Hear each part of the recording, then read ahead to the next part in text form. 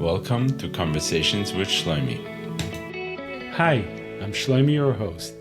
I've discovered that vulnerable conversations lead to some of my richest insights and personal growth experiences. So join me as I sit down with guests who inspire me, and let's explore our ups, downs, and everything in between. Enjoy listening.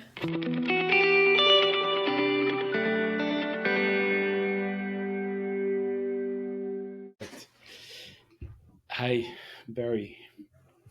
Good to see you again. Good to see you again as well. I think that we both felt, and we're here, I think, today because we both felt that the last podcast that we did together resonated. Not just felt, I think the feedback, the overwhelming feedback, still getting feedback. And it's been a while that this podcast was out. There's still a lot of people listening on a daily basis. And we spoke about what it means to be a Chassidish younger man in today's world where sexuality, what it means to be healthy around our sexuality. And it really resonated with lots of people. And I think we both felt that there's a follow-up that we can bring to the table and we should bring to the table, because it's one thing that we have a conversation around it, you know, for younger light, for like you said, the businessman or whatever, but someone just entering the world and discovering themselves along the way, you know, a bachar, like even a young man, a chassan, like how should they look at this? And I think that's going to be hopefully the tafka with a lot of siyata d'shmaya to bring this and make this again a conversation, a normal conversation, to bring a topic that is sugar b'chol fish. I don't know if that's the expression, but everyone is there and is touching on it in different ways to make it something that's tangible, real, and to take away the shame, but really to bring the work, the avodah into it, into the process. It's good to see you. I know you're running a camp. First of all, I know that you're busy with a summer camp in your main job as a shliach, and based on the WhatsApp status as we spoke about before, like it's Baruch Hashem super successful, lots of hundreds of kids.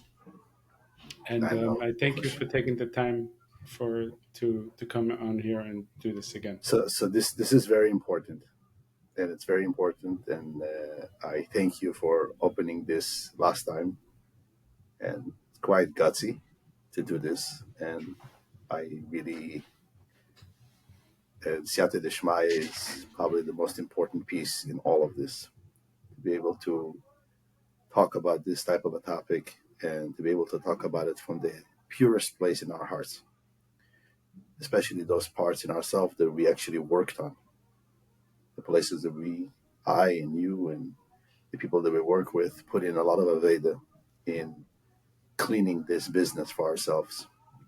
We spoke last time about the different history that we carry around loneliness and how it translated when it came to our development, especially when it came around this type of issues that has to do with, you know, the innocence and the purity of any human being, not just Jewish people, but especially for Jews and especially for someone who Chassidus is precious in his hands and his eyes.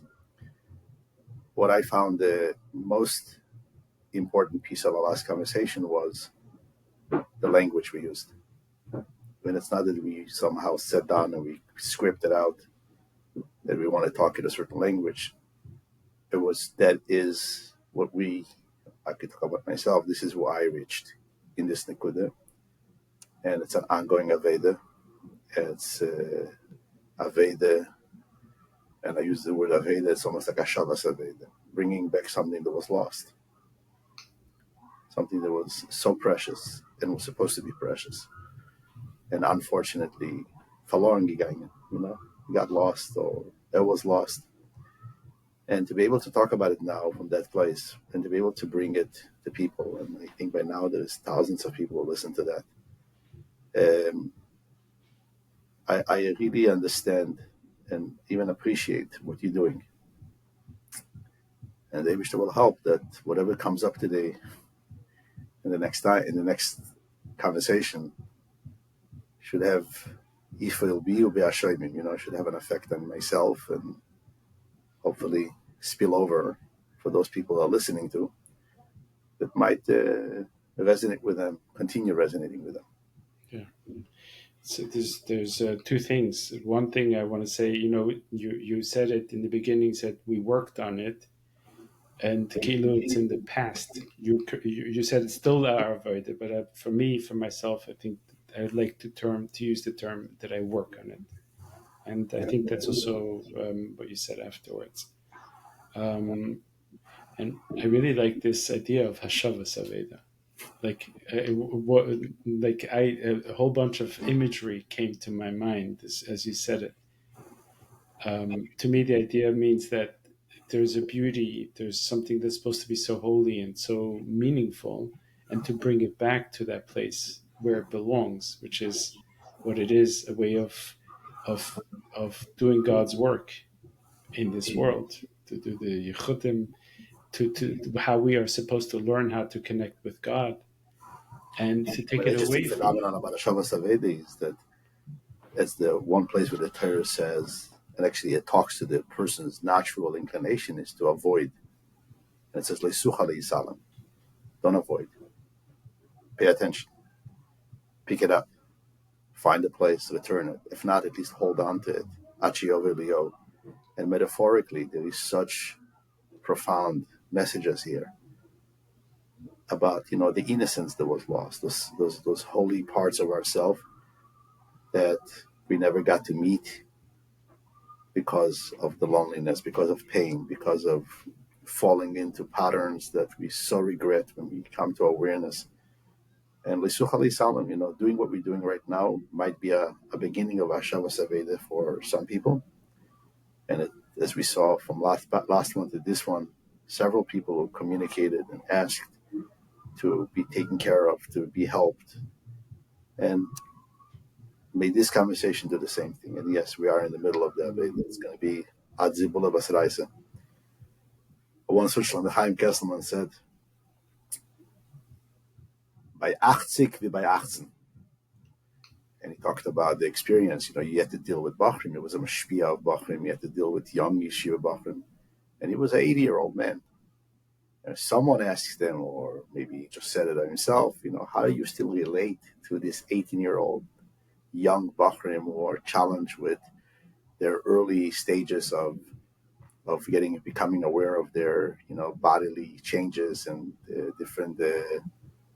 And he responded, said by 80 that when he was 80 years old, he struggled, and he appreciates, and he's still in that same space as the 18-year-old. And this actually touches on the question about the whole topic of who is talking to the Bachar, who is talking to them, who is that Chassan teacher who teaches the Chassan, who is the father who talks to his child, who is the Ingerman or the Mashpia who was chosen to be the one to have influence on Bachar. Are you having the attitude of an 18-year-old? Are you having still the understanding and the awareness, and you could really relate to the struggle and the pain of someone who is just getting married or is just entering adolescence?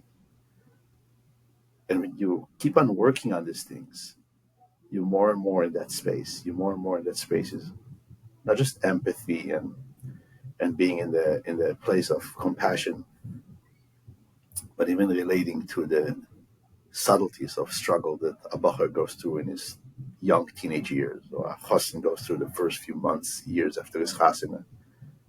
And you can be able to listen and sometimes help. By 80 by 18, you have to have that attitude. I remember sitting in the Torah at Farbrengen with Mendel Morozov, Oliver Shalom, and I don't remember the exact words, but he said something to a very similar effect.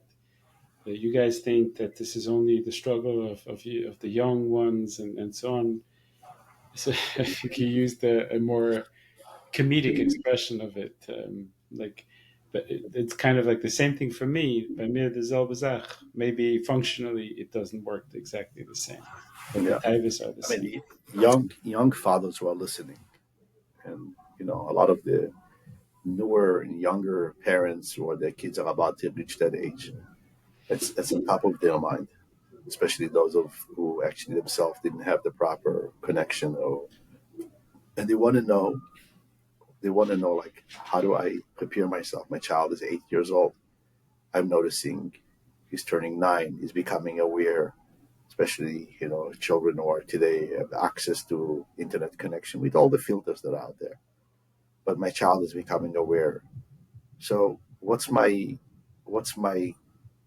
way of making sure that that kid has at least the basics, or me as a father and mother have the basic information and knowledge, so we are ready that our kid will at least have some form of a healthy transition into adulthood. And that book that you mentioned last time, if you want to say it again, the name of the book and the author, because that's really helpful. From Boys to Men, by Dr. Shlomo Zimmerman. And a very gentle and soft way to teach about sexuality, kedusha, for kids. Yeah. Yeah, but you think about it. What would be the best way for a father to preempt? And there's two things that we always have to take in consideration. The most important part is the connection that we have with our children. So we communicate, that we have a love connection, that our child feels that we love them, that we feel connected. But there's one thing that comes before love, and love doesn't happen if that first thing doesn't happen. And this is the most critical part of any relationship, and that is safety. Our kid needs to know that his tati is a safe man, his mommy is a safe woman. Now, what does safety mean? On the very basic level is predictable. My tati and mommy are predictable people. Yeah, obviously we want to have birthday surprises and fun trip surprises and delightful surprises. But the child has to know that my father, his reactions are predictable. When I tell him something that's going on in school, I can predict that my tati will be upset, but his upsetness will be not something that will alienate me from him. The safety piece, being a safe adult in your child's life. Talk about love. We can talk about love, and it's a beautiful thing to talk about connection, playing with your kids, going out with them, all this. It's an obvious conversation that's going on already for many years. But what we come up to the awareness is that no attachment and no love happens without a sense of safety. Parents can shower their kids with all the love in the world, but when that kid has a signal in his mind that my tati is not a safe person to talk to, or my tati is not a safe person to connect with, he will pretend connection because he needs that. He needs to survive, so he's going to pretend that he's smiling when Tati talks, so he's going to pretend that when he goes out to play with you, he's having a good time. He might pretend it, and you will feel good. My child, I hang out with him Shabbos afternoon. I don't even sleep. I play Lego with him. It's wonderful. But if there is a question of safety, and this is the hagdome anything, The basis. and it's a question that you have to ask yourself: am I, for my child, am I a safe person? If you're a safe person, Let me repeat this back to you so that I understand. Um, it's all beautiful to be loving to your child and really show, like you said, play Lego. I love that example. Play Lego with your child on Shabbos afternoon instead of going to sleep. Maybe today it's Catan or another form of game with your family. But at the basis of it all, it has to be that when your child has to know that with whatever they bring to you, whether it's being bullied or chas v'shalom, somebody incest, or and I don't want to go into that conversation right now, but or somebody is in school mentioning something that seems to be shameful, secret, like sexuality, I can bring this to my father, to my mother, and they're not going to freak out. Because even if they freak out, it's like, oh my God, this is crazy. I'm going to call the principal and so on. That also creates like, oh my God, I just made my father like uncomfortable. I don't want to make him uncomfortable. Like there has to be a certain understanding that it's okay. Like I can handle whatever you bring to me and I won't get dysregulated. I'll be okay and I might be even upset, but I'm grounded. I'm not losing myself. And that has to be a basis to have any meaningful conversation. 100%, 100%. And the sense of safety is so critical that if you noticing your child doesn't tell you things, or you noticing your child is hiding stuff, immediately the translation is what's going on with the safety around my kid. Love is there. Sometimes there's not even a question that parents love their children. The love from parents to children is a given. What we have to focus on, and especially when it comes to young adults and young adolescents, and by the way, it's not just parents. I'm a shpia. How do you react to the information that the mushba tells you? Do you like make that face of like, oh my gosh, it's the end of the world, where it creates this whole distance, shame that creates like, I'm not safe with this person. I'm not even talking about confidentiality where the mashpia will make a statement or something or say something in public, or you will find out from the Rosh Hashiva that the mashpia told him. I'm talking about this is already obvious altercations to the safety. When I feel safe with someone, and this is as a therapist, you know that when someone feels safe with you, they will open up, they will connect. Whatever you offer them as healing, they will embrace it, hold on to it. They will be precious by them. That one-on-one type of relationship with fathers and children, and sons and mothers and daughters, and whatever the whole family unit, that is a huge ticket if we notice things are not okay. And we have to sit down with our kids and ask them those questions. Are you feeling safe to talk about it? There should be a question. Child might respond, I don't know. I don't think so. Maybe they say yes. You have to work on this. It's an avoided to be a safe adult in a child's life or in a person's life, period.